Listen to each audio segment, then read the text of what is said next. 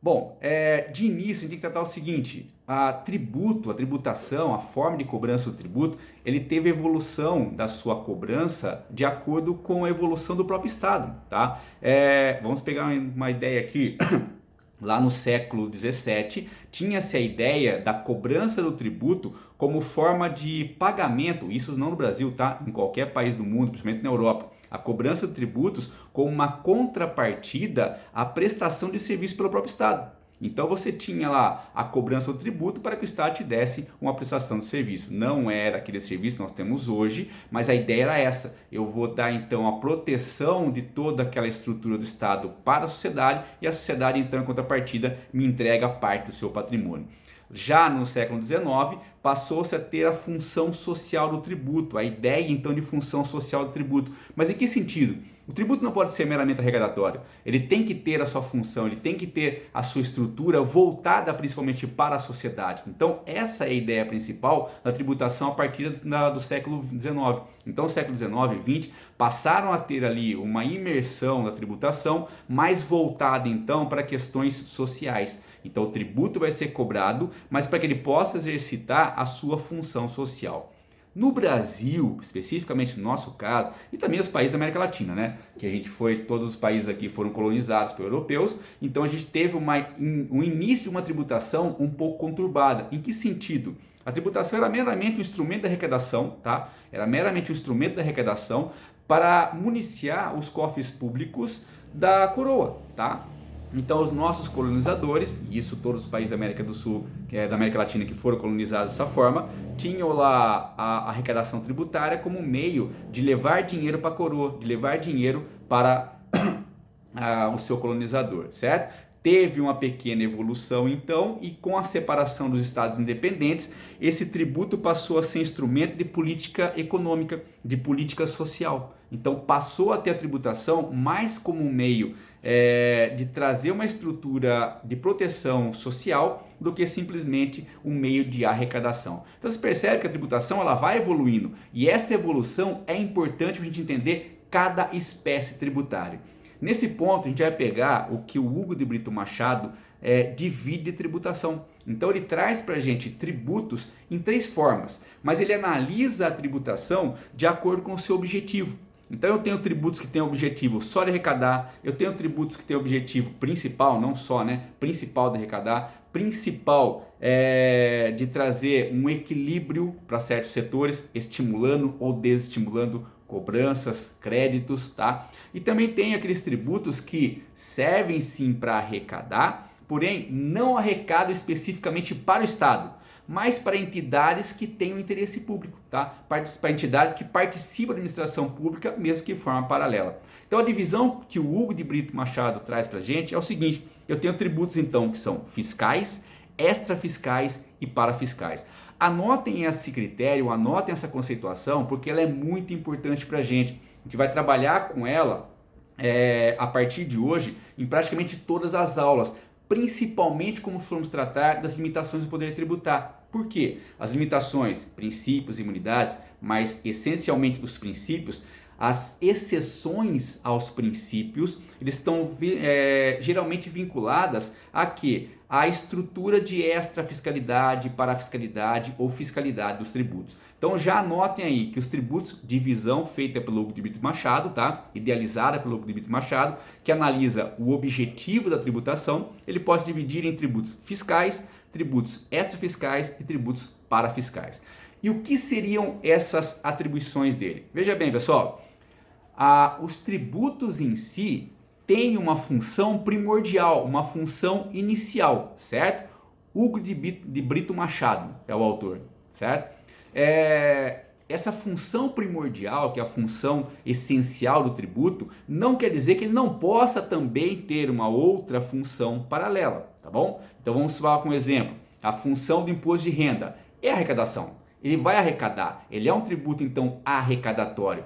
Mas ele pode ser utilizado também em uma política social? Pode, tá? Quando ele é tributado de uma forma progressiva, de acordo com a capacidade econômica, ele está sendo utilizado na sua função social também, beleza? Mas primordialmente ele é um tributo arrecadatório. E é esse que é o ponto, beleza? Então o que eu tenho? Tributos fiscais. Tributos fiscais são aqueles que são arrecadatórios por natureza, são tributos que servem para arrecadar, são tributos que servem para municiar os cofres públicos, portanto são tributos que arrecadam valores para a administração pública, beleza?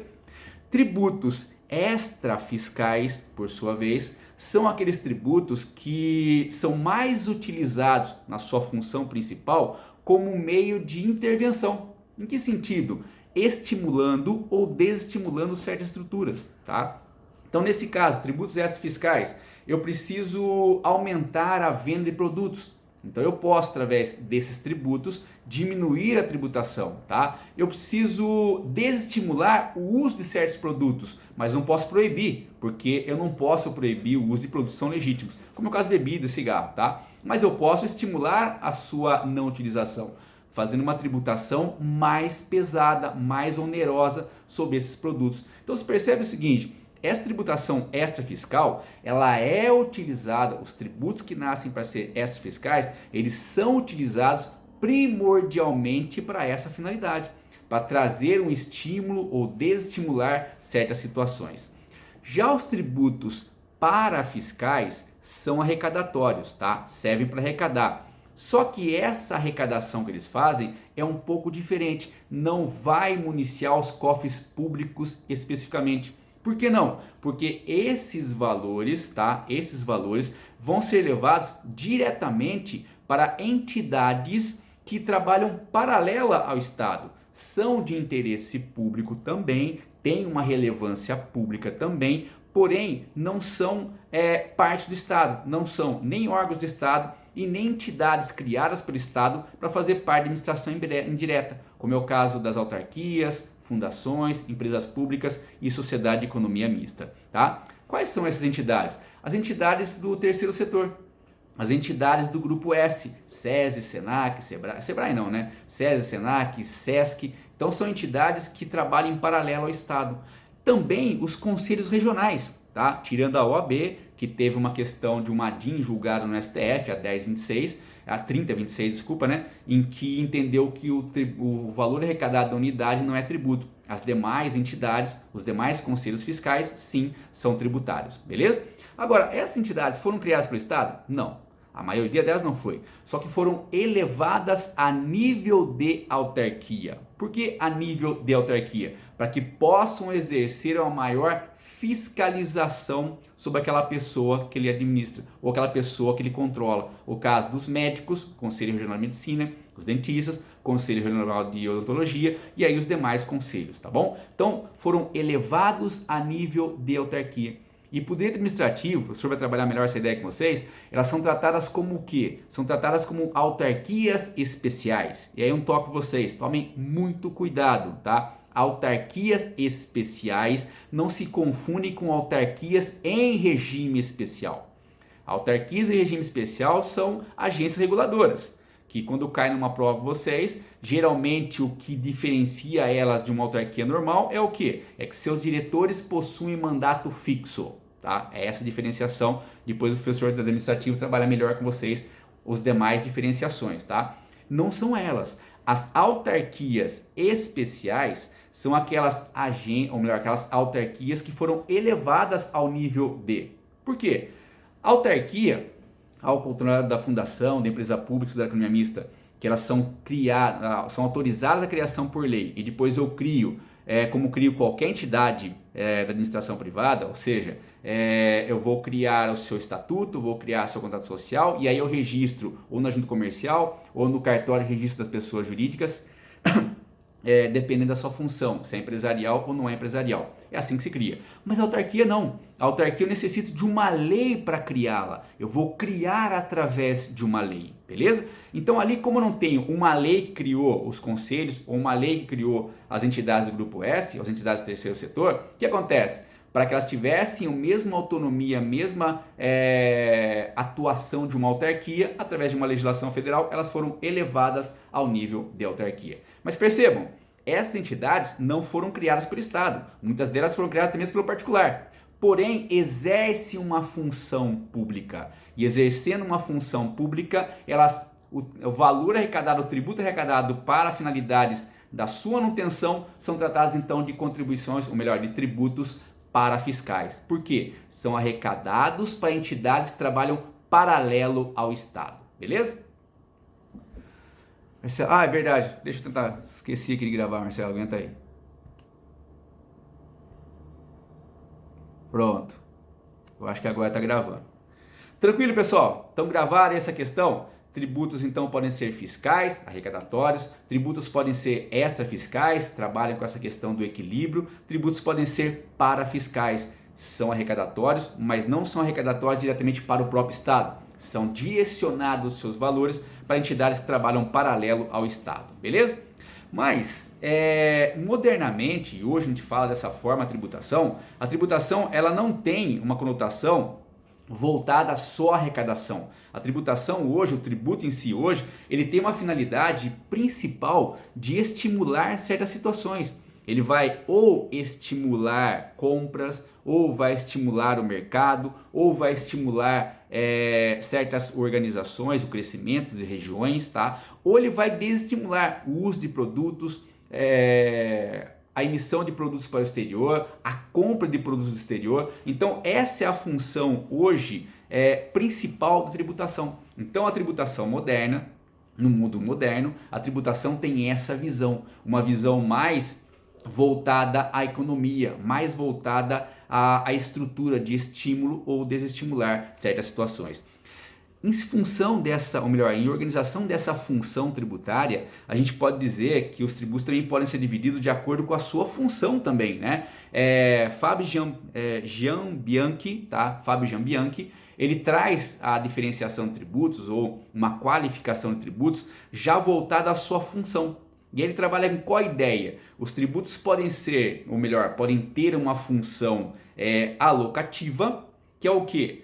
O Estado precisa prestar serviço, o Estado precisa investir em estrutura organizacional, precisa investir em logística, precisa investir em estradas, e tudo isso requer dinheiro. Então, à medida que eu faço a arrecadação de tributo, eu aloco os valores dos tributos aonde ficou faltando para o Estado. Ou seja, eu vou manter os gastos públicos, tá? Então, com isso eu consigo fazer o quê? Aquilo que a gente falou no início das aulas, que é o quê? Eu entrego parte do meu valor, do meu capital, do meu patrimônio para o Estado, para que ele me permita, me garanta o uso, o gozo e a fruição do restante do meu patrimônio. Para isso, o tributo teria uma função, então, alocativa. Eu entrego parte do meu patrimônio para o Estado para tapar aquele buraco onde ficou ali remanescente de valores, porque o Estado gastou com a manutenção da própria máquina administrativa. Mas também o tributo pode ter um caráter, uma função distributiva. Em que sentido uma função distributiva? Ora, a distribuição de renda. À medida em que eu vou atribuindo uma tributação com uma função mais econômica, uma função mais social, mais voltada então para essa atribuição de objetivos sociais e econômicos, eu consigo utilizar a tributação tirando valores de quem pode pagar mais, para que eu possa garantir uma prestação de serviço melhor para aquelas pessoas que podem, que têm uma condição econômica menor. Ou seja, vou imaginar o seguinte: o SUS. Todo mundo tem direito a ser atendido no SUS, todo mundo tem direito a medicamentos de alto custo, todo mundo tem direito a uma cirurgia de alto custo bancada pelo Estado. O SUS é direito de todos. Vocês vão ver nas aulas de previdenciário com o professor que o sistema previdenciário, o sistema da Seguridade Social, um dos nortes é a saúde. Então, a saúde, que é direito de todos, é bancado pelos cofres públicos. E aí vem a questão do seguinte: quem tem condições econômicas ou maior capacidade econômica, geralmente não vai até o SUS. Não fica na fila para ser consultado, não fica na fila para receber um remédio, não fica na fila para marcar uma cirurgia. Já vai direto no plano de saúde, ou marca uma consulta com um médico particular, ou compra o medicamento que precisa, tá? Essas pessoas geralmente têm uma tributação também maior. Por quê? A capacidade econômica deles é maior do que aquela capacidade econômica da pessoa que vai direto para o SUS. Isso uma regra, não é uma regra absoluta, mas é uma regra, tá bom? Então ali eu estou cobrando mais tributo de quem pode mais, quem tem maiores capacidades econômicas, quem tem maiores condições econômicas. Para quê? De uma forma de, quando entra o valor nos cofres públicos, eu vou redistribuir essa riqueza. Fazendo o quê? prestando um serviço público para aquelas pessoas que têm menor capacidade econômica. Então a pessoa que vai ao SUS, que tem menor capacidade econômica, que vai ser tratada pelo Estado no sistema de saúde, o que acontece com ele? Ele tem menos condições econômicas do que aquele que pagou mais tributo, portanto ele vai pagar menos tributo. Então é a forma também, conforme o Fábio traz para a gente aqui, de você trazer o quê? A possibilidade também de ter a tributação como uma função redistributiva ou uma função meramente distributiva, beleza? E a última função seria a função de estabilização. O que é a função de estabilização? Ora, os objetivos de influência no mercado econômico é simplesmente para que você possa ter, com essa política tributária, algumas vertentes de estabilidade econômica. Em que sentido? Vocês já tiveram aula de português, já tiveram aula de trabalhista, né? O professor ter passado com vocês um pouco da parte histórica, parte constitucional, para depois entrar nos direitos, garantias ou direitos e deveres do trabalhador, beleza? Quando ele falou com vocês lá do emprego, busca do pleno emprego, essa busca do pleno emprego, que é um norte, é um fundamento da Constituição Federal, não quer dizer que eu tenho que dar emprego para todo mundo, tá? Por mais que você tenha lá aquela noção, mas todo mundo tem que ter emprego, todo mundo tem que ter empregado. Não. Uma porcentagem de desemprego é salutar para a economia. Veja bem, por quê? Hoje não acontece mais isso, mas no passado o México tinha pleno emprego. Tá? Todo mundo tinha seu emprego. E você não se esforçava para conseguir uma coisa melhor. Você não se esforçava para se apresentar para o mercado como algo melhor. Por quê? Se eu perdesse meu emprego hoje, conquistava outro depois. Era fácil. Conseguia ter um outro emprego depois. E isso traz também um problema para o Estado. Por quê? Não evolui. Então ali eu tenho que ter um mínimo de desemprego. E esse mínimo de desemprego salutar são regras que ficam entre 6% a 8%. Então isso é necessário. Vocês terem uma ideia, tem países da Europa que tem 14, 12, 16% de desemprego e assim mesmo são países que trabalham com a economia enxuta. Por que isso? Porque é salutar, faz com que a pessoa se especialize, faz com que a pessoa busque alguma coisa melhor para que ela possa se realocar no mercado de emprego. Então, através da tributação, tributando mais ou menos a folha de pagamento, mais ou menos a condição de empregado, eu consigo também fazer o quê? Atingir certos níveis de desemprego, ou melhor, certos níveis de empregabilidade, beleza? Então, com essa tributação eu consigo chegar nesse objetivo. Um outro objetivo é estabilização de preços. Quando os preços começam a ter muita instabilidade, através da tributação eu consigo estabilizá-los. E isso é importante. Se eu vou aumentar a tributação para aumentar o preço daquele produto para que ele possa se manter no mercado, porque está faltando, então não pode vender muito, ou se eu estou com poucos produtos, melhor, com muito produto, tem que vender rápido, o que eu faço? Diminuo a tributação para baixar mais o preço, ele poder ser vendido. Então esse controle de preços também é feito através da tributação. É a função, então, estabilizadora da própria tributação. E por último, e um dos mais importantes, o próprio crescimento da economia, tá? O crescimento econômico. E esse crescimento econômico, ele passa em que sentido, que função? O crescimento econômico pela tributação vai determinar o quê? Se eu quero um país crescendo, eu tenho que aproveitar a tributação para fazer o desenvolvimento das indústrias. Então, dependendo da tributação que eu faço sobre as indústrias, eu não permito que elas cresçam. Então, a tributação tem que ser adequada também dessa forma para que a indústria cresça. Quanto maior a quantidade de meios de produção no mercado econômico, maior a estabilidade econômica. Maior a estabilidade econômica, maior a estabilidade da moeda. Maior a estabilidade da moeda, maior desenvolvimento daquele próprio país. Tá? Então, isso é importante também. Então, o Fábio Gianbianchi, ele traz essa ideia para a gente do que? Da tributação ser analisada de acordo com a sua função. Qual função? Função, então, alocativa, função distributiva ou a função estabilizadora, que são 3 funções também muito importantes para a tributação. Beleza?